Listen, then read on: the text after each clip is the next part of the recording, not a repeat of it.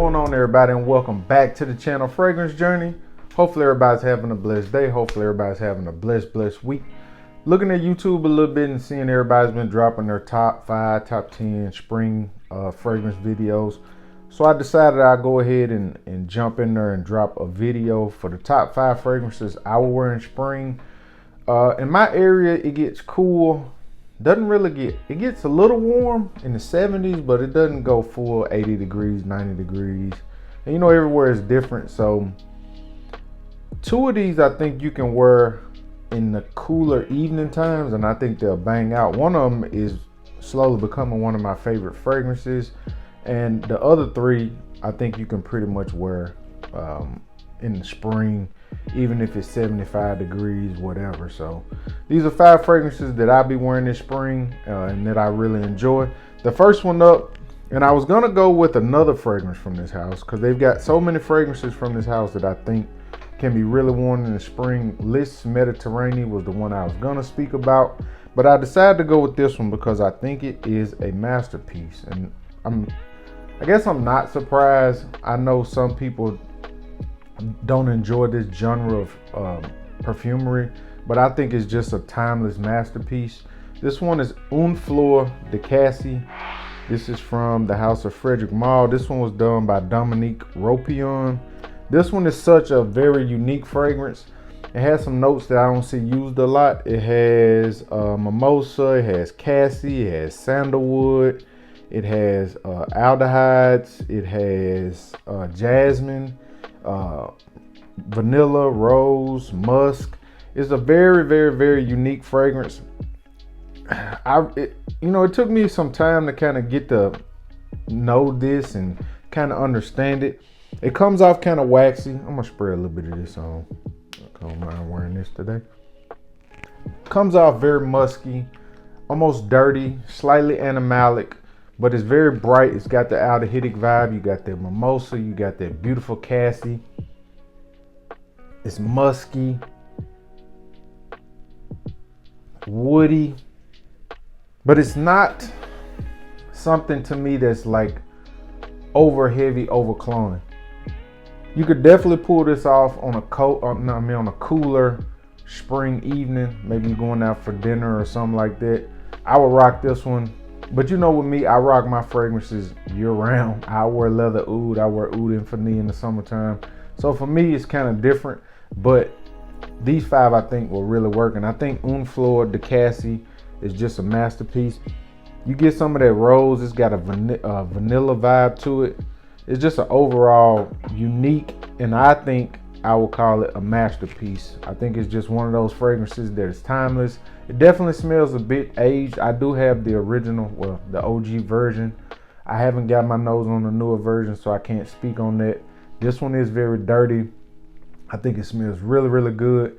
And when I say the word dirty, don't get it confused with being like a heavy fragrance. It doesn't have any, I'm not sure what it is that's making it dirty, to be honest. I don't know if it's the cassie, maybe the cassie with the musk. Could be those 2 combining that makes it kind of dirty, but it's a wonderful fragrance. The next one up we're gonna talk about is one from my brother Mr. Oz's house. This one is V2 Divert. Hopefully I said that right. I'm trying to make sure I'm looking at this right. It looks like V2. Yeah, V2 Divert. And this, if you can see the juice on that, this is a vetiver based fragrance. It's vetiver, yuzu, cypress, oak moss, cedar, jasmine, bergamot, ylang, sandalwood, and geranium. This has that very bright citrusy opening with the yuzu. You've got woodiness. The vetiver is very woody. It's almost like fresh cut grass, but it's got a really woody vibe to it and a beautiful yuzu opening. I wish more fragrance houses used yuzu instead of bergamot and things of that nature. I don't know what the price difference is on that. I'm sure yuzu is maybe a bit more. That's probably why they use the other citrus notes. Yeah, but that's bergamot. The yuzu is just beautiful in the opening. Oak moss got the bit of a green woody vibe. I don't really get much of the ylang. I do get bits of the patchouli and jasmine though, but that's just a banger. That can be spring, summer, winter, and fall. To be honest, I think that could be worn in pretty much all weather. So that's definitely a nice one. That would be number 2. The third one up we'll go with is Chapel Factory Holy Stick. And the reason I picked this one is I really like an incense fragrance. But this one is very light and it's bright. This is not a heavy fragrance. This is very airy, very aromatic. It just fills up a room, but with a lightness. It's not anything that's really heavy. And that's one thing I noticed about this one. If you look at the juice, it's clear juice. You know what I'm saying? But man, this one is a churchy incense with freshly cut wooden pews. But it's light and it's airy and it's very wearable. It's not heavy. It's very transparent. Man, it just smells so damn good, man. Again, this is one I've been telling people about to go get it. Go get it. People they won't listen, man. They rather go buy whatever else it is they want to buy. If you're looking for a banging incense fragrance that can be worn year round, you can wear this in the summertime. You can wear this in the spring, winter, fall. Definitely check this one out, man. Check this one out. It is a banger. If you're looking for incense that can be worn year round, check that one out. The next one up we're going to talk about is one a lot of people hate, and I really love this fragrance.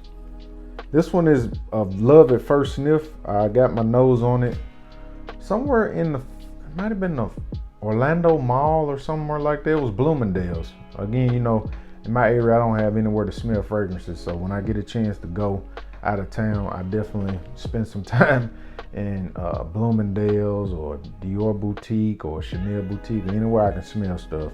And this one is from the house of Byredo, and this one is M. Mink. I thought some people say MM Ink, or I say M. Mink. Crazy fragrance. Oh my God, this is aldehydes, incense, patchouli leaf, honey, sea notes, amber and floral notes. I'm gonna spray this one on the card. I already got too much stuff on. My wife gonna be saying, "What do you got going on?" Man, that opens with a dirtiness. But this one is very bright. It's very aquatic. Got some floral notes to it, but it's definitely got a dirty vibe to it. But it's so light and airy. It's not anything that's heavy. After the opening, that dirtiness goes away and the incense really comes out with the sea notes. Man, this just blooms like a flower, man. I've heard people say this smells like blood. I don't really get that, but again, everybody interprets things differently. I get great projection on this one, great longevity. This was love at first sniff, man. Love at first sniff. This is one of my favorite fragrances. M. Mink from the house of Byredo. Very acquired taste. So I would definitely say if you want to look at that one, you probably need to sample that one. And the last one up, and I hope I'm going to say this right. Hopefully I'm going to say this right. Is from the house of Fragrance Du Bois. And this one is Secret Trist. And this one is listed as an ambery fragrance, but man, this one to me is ambery, but it's definitely a little bit more floral to me. I think it's got a lot of floral vibes to it. That does open very sweet, ambery, but again, it's not a heavy fragrance. This is not one that's real thick and molassy. To me, this one has some amber vibes to it and some woods, but it's definitely got a lot more floral notes to me. The rose in this one is big. Let's go over the notes right quick. This was saffron, bergamot, cardamom, jasmine, vetiver, rose, cedar, olibanum, patchouli, labdanum, and vanilla. Spicy. Definitely got a light amber vibe to it. But the jasmine and rose in this, to me, take over that to me. It's basically a floral amber fragrance, but on the light side. This one doesn't last on my skin for like forever. It doesn't project like crazy, but it just smells really damn good. And it's not overly heavy, if I can say that. So I think that one is definitely one you might want to wear on a cooler spring night, but you can definitely pull that one off in the spring. Yeah, I like that. I haven't smelled a lot of fragrances from Fragrance Du Bois, but the 4 I have smelled, the Santal Complete, I smelled a rose fragrance and another one. I can't remember the other one. They all smell pretty good. See, I'm already. Yeah, that's nice. That's nice. If you ain't gotten your nose on this from the house of Fragrance Du Bois, definitely check them out. The bottles are on a bit of the higher price side, so definitely sample and see if it's something that you would really like to. I think those bottles like $350, so definitely sample before you buy. But those are 5 fragrances I'll be wearing this spring. 2 of them were for cooler nights in the spring. But again, with me, I wear my fragrances year round. If y'all been following my channel, y'all know how I rock. Y'all know I don't buy these fragrances for no reason. I'm not gonna stick to a spring. I'm not gonna stick to a seasonal trend of what I wear. I wear what I want, where I want, and what seasons I want to. But if you can, like, subscribe, leave a comment down below. In the comments down below, tell me what are some of your favorite spring fragrances. Tell me if you wear your fragrances year round, and if you do, shout out to you. But some people do stick to seasonal things, and that's cool too, man. Everybody's different. This game is basically every person for itself. Everybody likes what they like. It's not we're not robots. We're not gonna stick to a script. People gonna do what they want to do. They're gonna wear what they want to wear, and that's what makes this thing so beautiful. Again, if you can, like, subscribe, leave a comment down below. If you woke up today, you're definitely winning. We out.